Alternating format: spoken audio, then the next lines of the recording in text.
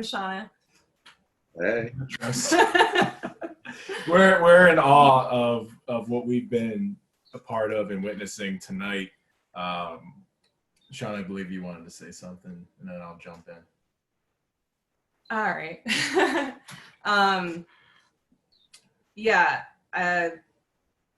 Just in light of what's been going on, we're just super humbled right now just to hear all these stories. Like, I was crying when Lindo was, I'm gonna cry right now, telling his story, and Jamina, you had such a radiation of positive energy that was just amazing. So that was just such a gift. I get really nervous public speaking, but just what Jimmy was saying, like, you need to have a voice and you need to put yourself out there. So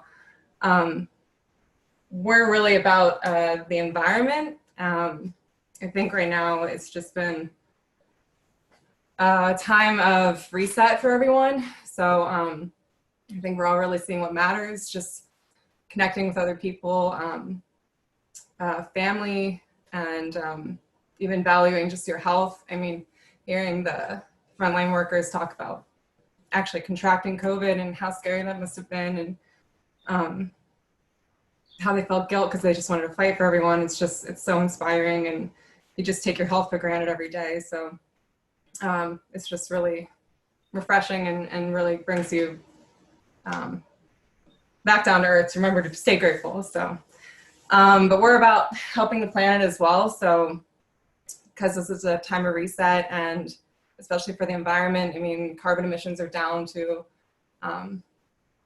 ultimate low in many, many years. And I think we need to keep that going. So our company is about creating sustainable alternatives to single-use plastics.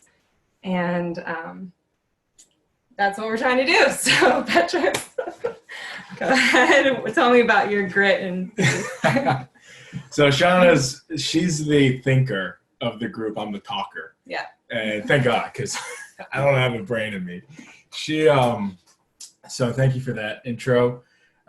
First, I'm going to say that I definitely feel very small right now. I'm just being honest with y'all.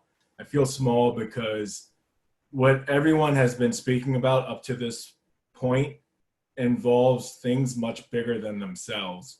And my story and what I'm going to just briefly touch on, it's just about me. And I've always wrestled with the fact that I've never really stood for anything, at least not until I met Shanna and she introduced me to what was really going on in the environment.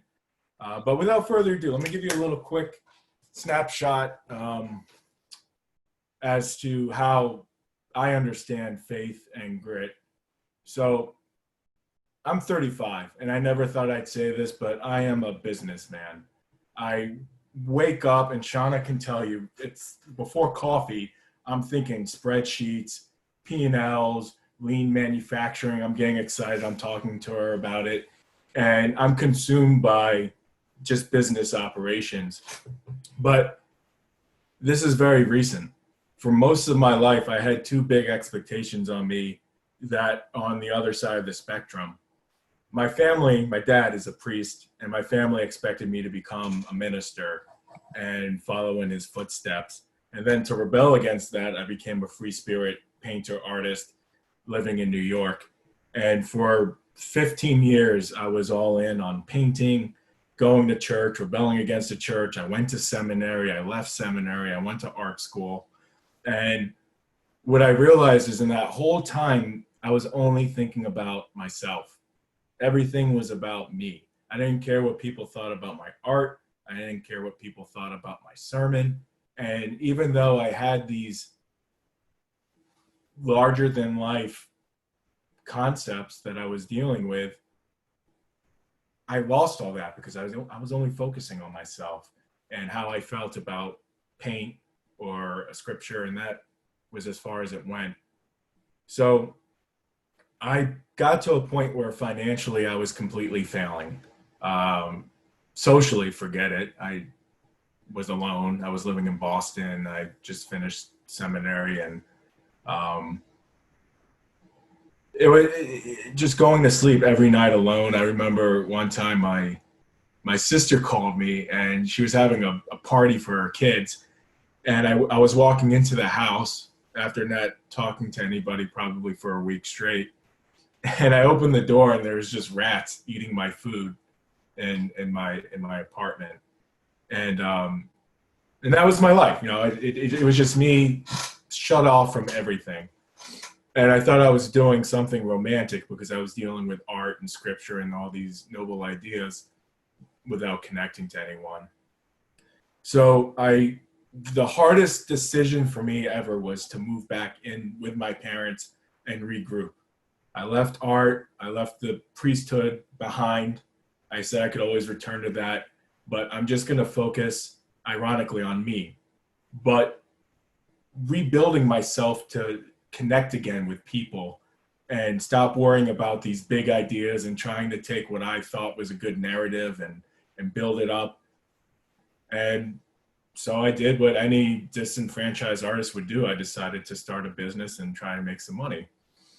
And that was around the time I met Shanna, and she is so committed to the environment. I started to get interested, and together we decided, why don't we try taking my desire to build a business and see if we can do something environmentally friendly. And the craziest thing happened. The craziest thing.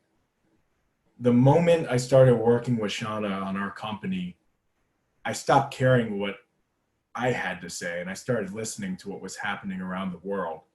And the only time my brain got involved was, how can I help manufacture and look at the logistics to build something that's going to help people's lives, that's going to help the environment. And it was Shanna who helped me get out of myself and get involved in an idea that was bigger than me. And so grit is defined as courage and resolve.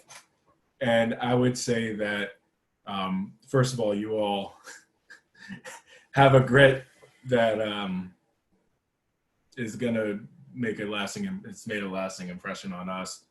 But for our company, our grit is, we're going to look at every single person and meet them where they are to help make the world and our lives a better place to live sustainably and environmentally. So that's our thing. Thank you. Yeah, hello.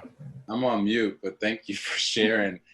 I have known Petros for a long time. I've known Shanna for a couple of years now. Yeah, because we were living like a block away from each other when I moved back to Philly. Yeah. Good times. But one thing that I've always known about Petros is that he's always been hard on himself. He's always been too hard on himself. And you have never been a person that only thought about yourself. You're an artist, and I think artists have to keep that, as I mentioned before with the metaphor of bandwidth, we have to keep a channel clear enough for the spirit to act through us, to be inspired, to create, and to be a vessel of, sharing our vision with the world. And I think that I know you to be a person who's always had a big vision, and you've always had a desire to create stuff that impacts lots of people. So when you desire to be an artist that had work that was seen by lots of people, it wasn't ever a thing about fame for you. It was, sometimes you get a little pissed off if somebody who you felt was less talented was getting more notoriety. Because I get so jealous. I get so jealous. It's okay, but I was really inspired by your pivot into business because you, as a person who studied marketing, as a marketing professional, to have more of a awareness on some of the strings you sometimes have to pull to get your art in front of a larger audience. I think that business has given you a different appreciation of that vision that you have with the world and for the world. So I see what you and Shanna are building with Syzy to be a different incarnation of your artistic vision for the world. You want to build a bigger and better tomorrow that's mindful of future generations. Native Americans were very passionate about thinking on their decisions through the lens of 7 generations in the future. And what your business is building is being mindful of those people who have yet to see the sunlight from the new earth that we're building today. So your passion for the spirit and your commitment to building beautiful things in general, I think has led you down this path, and I think it's on purpose. And both you and Shauna have such a beautiful vision. I really admire it. You know, we had a conversation yesterday, so I just want you to not discount your journey. I want you to really like appreciate it. And I appreciate Shauna for bringing out this side of yourself that's like, you know, all soft and cuddly and gushing. So Petros shared his story last time at Current Brew and Brew, and all the ladies were like, he was talking about Shauna. He was talking about how he met Shauna, how he was a different man before Shauna. And Jimmy was there. I see Jimmy in the background. I see you, Jimmy. Jimmy remembers all the ladies. Well, Jimmy, weren't all the ladies like, oh, I need me a man like that. I need me a man like that. You know, so don't, you know, I thank you, Shauna, for bringing that out of Petros and, you know, showing us a different side of his black and whiteness, you know. Trying. What do you guys feel most inspired by when you're creating, you know, because you guys are creators?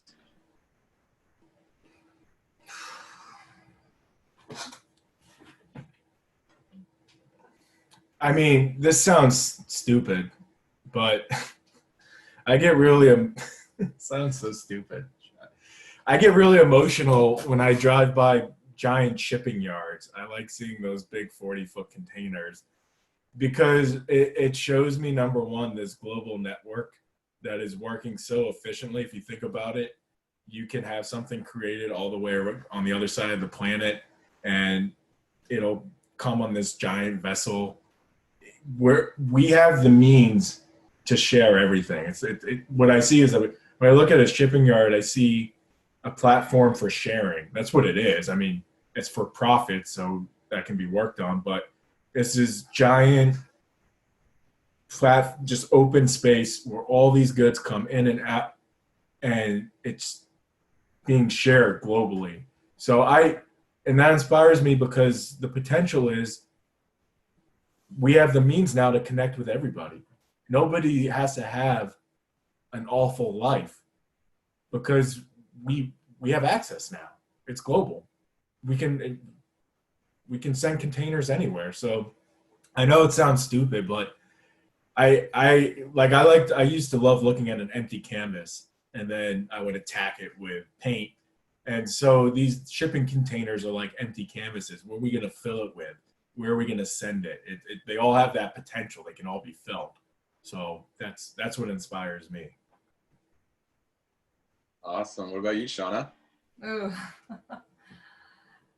I'm always, so I do like some photography. I don't post anything, but I'm always just inspired by like just how naturally beautiful things just are in the world. Like just, I don't like anything staged. Like if I photograph anything, it's always just something in its natural state that just happens to be set up a certain way or lit a certain way.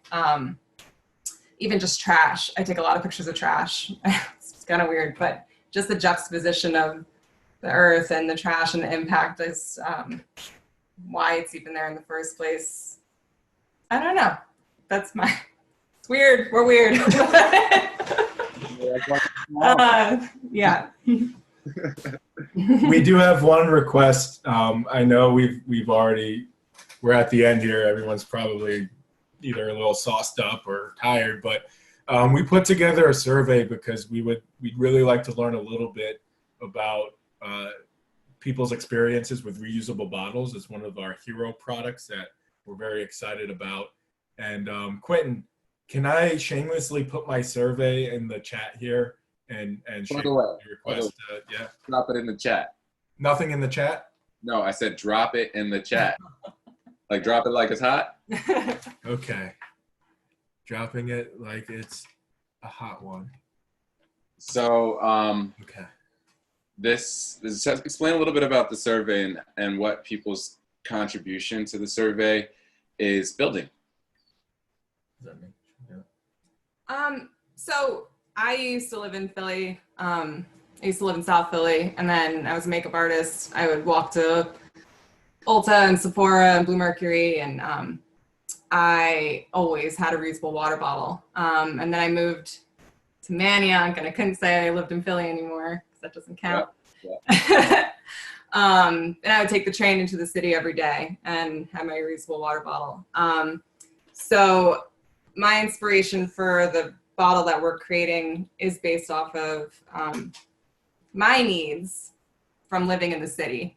But I want to see, we want to see what does everyone else need? Is this just me thinking about what I need, or are we all kind of on the same page? So it's totally anonymous, but we would love your feedback just to see if we're kind of all on the same page so we can make the right product for especially people who live in the city. Yeah, the only thing I would add to that is instead of trying to push products that are eco-friendly but inconvenient, we model our products to be just as convenient and easy to use as a single-use plastic.